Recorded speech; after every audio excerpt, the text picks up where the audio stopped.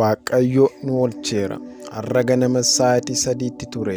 Guyyaa kaleessaa hojiidhaaf daandii irra waan turreef har'a hordoftoota amantaa musliimaatiif waan isaan ittiin ayyaana Eid al-Fixr oolan deeggarsa muraasa qabachuuf konkolaataa kireeffannee konkolaachisaa waliin nama 4 taanee gara magaalaa Gimbiitti imalaa turre. Magaalaa Gimbiitti dhiyaannee iddoo gabaa Sanbataa jedhamu hallayyaa guddaa fi sodaachisaa tokko bira akkuma geenyeen konkolaataa nuyi keessa jirru rakkinni teknikaa mudate. Mootummaatti ajajamuu dide.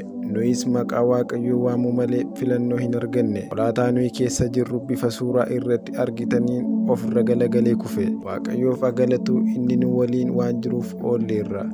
Namoota 4 keessaa nama tokkorrallee miidhaan hin geenye. Rifeensi mataa keenyaayyuu hin ciqne. Oolchi Waaqayyoo dinqiidha.